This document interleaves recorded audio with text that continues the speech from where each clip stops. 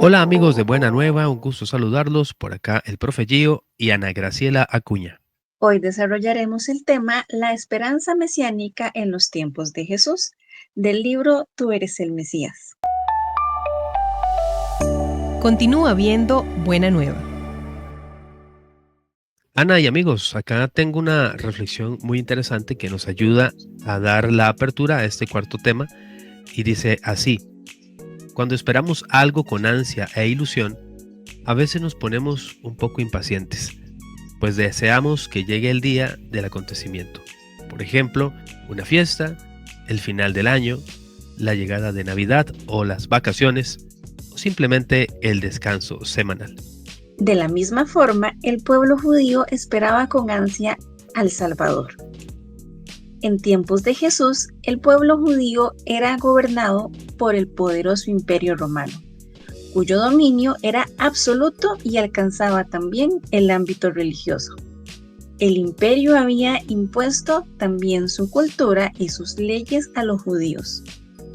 Los impuestos completaban el cuadro de opresión insoportable. Por eso, la esperanza de una intervención de Dios que pusiera fin al dominio romano era muy común en el pueblo judío. Con ella venía también el deseo de un mesianismo político, al estilo del rey David, que devolviera la libertad al pueblo, o de un mesianismo de tipo apocalíptico, que mediante la llegada del reino de Dios en forma fulminante pusiera fin a la opresión romana.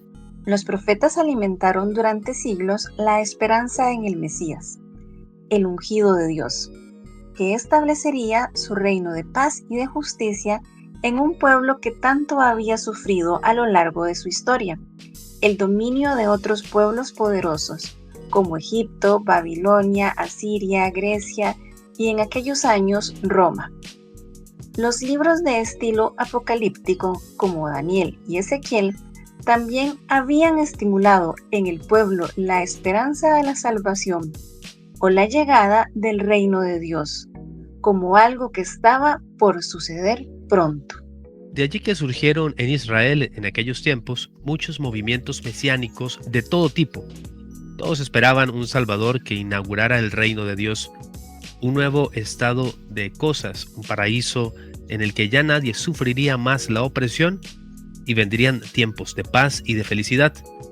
Unos querían un Mesías guerrero como David o al estilo de Judas Macabeo. Otros un Mesías profeta como Moisés o el profeta del que habla Isaías en el capítulo 61 del 1 al 3. Otros un Mesías de tipo sacerdotal que purificara el templo, o bien un Mesías como el de Daniel, el Hijo del Hombre, Daniel 7, 13, 14. El pueblo se hacía muchas imágenes de este Mesías esperado, pero la que más se imponía era la figura de un Mesías político, muy poderoso. Hasta había grupos que pretendían ofrecer por sí mismos su propia esperanza de salvación. El pueblo sencillo se limitaba a confiar que Dios pronto llegará a salvarlos. No tenía muy claro cómo habría de hacerlo. Fue en medio de esta situación que Jesús nació y desarrolló su ministerio en el pueblo judío. Jesús de Nazaret, cuyo nombre significa Yahvé salva, nació en Belén de Judea, ahí del año 6 o 7 en tiempos de Herodes el Grande. Esto es, entre el año 37 a.C. y el 4 después de Cristo. Vivió en Galilea casi toda su vida, pasando su niñez y juventud en casa de sus padres en Nazaret, probablemente ejerciendo el oficio de carpintero como lo fue su padre adoptivo, José. A los 30 años dejó su casa para salir a predicar. Después de su bautismo en el río Jordán y de su retiro en el desierto de Judea, se fue a vivir a Cafarnaúm, a las orillas del mar de Tiberíades. Reunió un grupo de 12 hombres llamados apóstoles, a los que asoció a su tarea de predicador. Nos dice San Mateo lo siguiente: Jesús recorría toda Galilea, enseñando en sus sinagogas. Anunciaba la buena noticia del reino y curaba las enfermedades y las dolencias del pueblo. Su fama llegó a toda Siria. Le trajeron todos los que se sentían mal, aquejados de enfermedades y sufrimientos diversos, endemoniados, lunáticos y paralíticos, y él los curó. Y le siguió mucha gente de Galilea, de la Decápolis, de Jerusalén, de Judea y del otro lado del Jordán. Mateo 4, 23 al 25. Su mensaje estaba centrado en la llegada del reino de Dios. Además, con sus milagros demostraba que el reino había llegado. Se identificaba con los pobres, con los enfermos, los pecadores y los marginados. Criticó a los poderosos y a los hombres religiosos de su tiempo por utilizar la religión en favor suyo, por su legalismo, por el culto del templo de Jerusalén vacío y formalista, por hacer de las leyes sagradas una carga para el pueblo. Denunció los pecados de sus coetáneos, cosa que le acarreó la incomprensión y la persecución de los dirigentes de Israel. Al cabo de 3 años de ministerio, Jesús se fue a Jerusalén, cosa que aprovecharon sus enemigos para condenarlo a muerte, acusándolo de blasfemo y de hacerse pasar por el Mesías e Hijo de Dios. El poder romano a cargo del gobernante Poncio Pilato lo mandó a crucificar. Murió un viernes 14 de Nisán, 8 de abril probablemente, la víspera de la Pascua del año 30, después de Cristo como fecha aproximada. Pero el primer día de la semana resucitó, apareciéndose a sus discípulos y dándoles sus últimas instrucciones para salir a predicar su mensaje. Finalmente se separó de ellos, subiendo al cielo, terminando así su ciclo aquí en la tierra y dejando a la iglesia recién fundada por él, con la tarea de continuar su obra. Una vez que Jesús resucitó, los discípulos vivieron una experiencia de profundo encuentro y de cercanía con el Señor. Ellos trataron de repasar su vida, especialmente sus palabras y sus milagros, para tratar de comprender quién era realmente Jesús de Nazaret y en qué consistiría su mesianismo y su ministerio de salvación. Esta reflexión acerca de lo que hizo y dijo Jesús fue vivida en el seno de las nuevas comunidades fundadas por ellos, en las que se celebraba y vivía al resucitado, particularmente en la homilía o predicación, en la Eucaristía y en la vida de comunión que nació gracias a la Pascua y al evento de Pentecostés. Con mucha emoción recordaban a Jesús que en el tiempo que pasó con ellos, anunciaba con sus palabras y con sus hechos la llegada del reino de Dios. Se hizo rodear de gente marginada y tuvo una predilección especial por los pobres, los enfermos y los pecadores, hasta comía con ellos.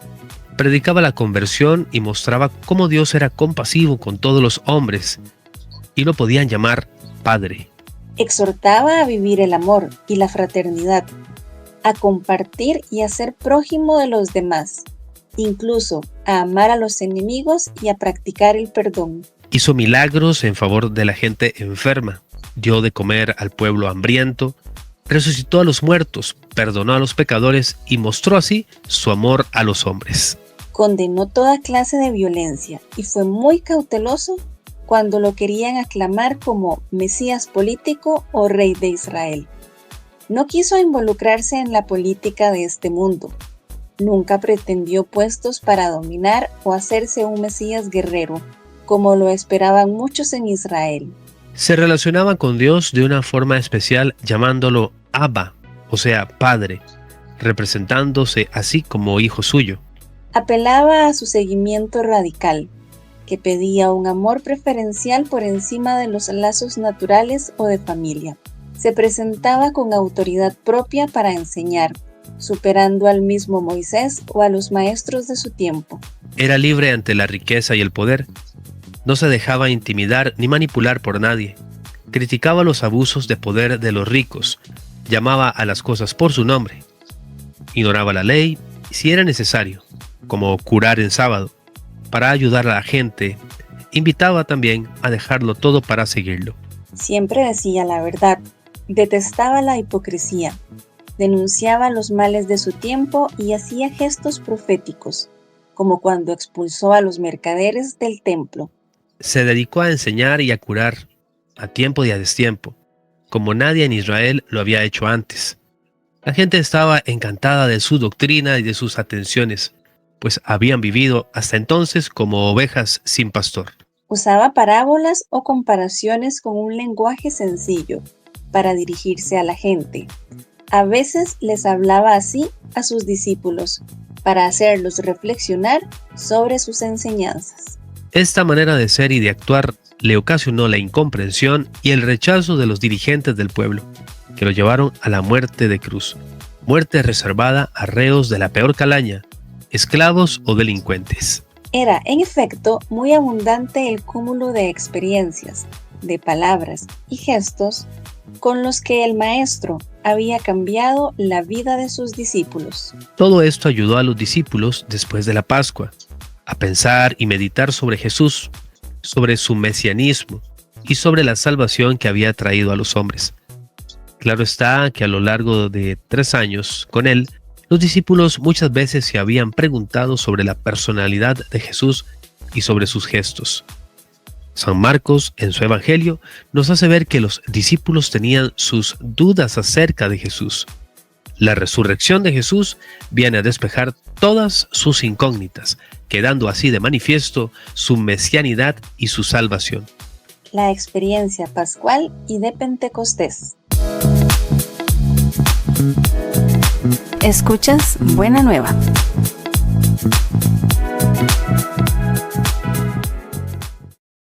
Fue a partir de la experiencia con el resucitado, de la venida del Espíritu Santo y de la experiencia de fe de la comunidad que los discípulos llegaron a comprender mucho mejor y en profundidad quién era Jesús y en qué consistió su salvación. De esta manera llegaron a obtener conclusiones como estas. Dios había dado autoridad a Jesús de Nazaret entre todos ustedes. Hizo por medio de él milagros, prodigios y cosas maravillosas. Pasó haciendo el bien y sanando a cuantos estaban dominados por el diablo, porque Dios estaba con él. Sepa entonces con seguridad toda la gente de Israel que Dios ha hecho Señor y Cristo a este Jesús, a quienes ustedes crucificaron. Hechos 2:36. Recordemos que el nombre Cristo en griego significa Mesías o ungido. El Padre resucitó a su Hijo entre los muertos. Podemos encontrarlo en Hechos capítulo 3, versículo 15 y también en el capítulo 4, versículo 10. Además, dentro del Magisterio de la Iglesia Católica, en el documento de Puebla, numeral 195. Como Hijo de Dios, existía siempre con el Padre y el Espíritu. Así nos lo menciona San Juan en el primer capítulo, en el versículo 1 al 3.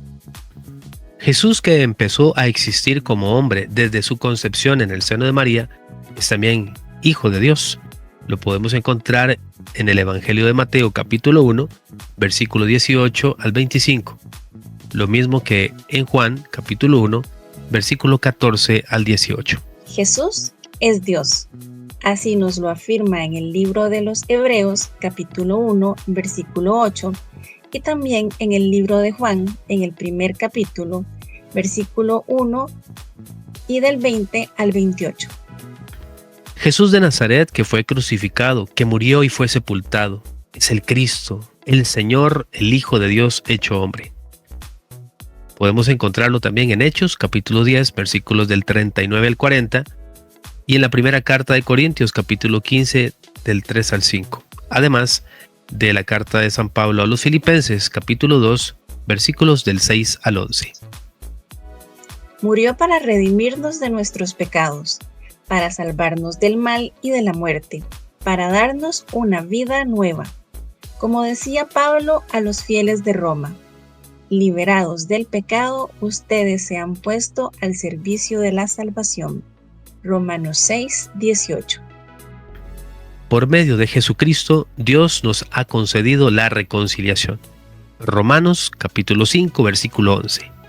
Es a partir de estas conclusiones sobre Jesús que los evangelistas elaborarían posteriormente su cristología, o sea, su reflexión de fe sobre el Salvador, reflexión que luego la harán los otros autores del Nuevo Testamento y la fe posterior de la Iglesia.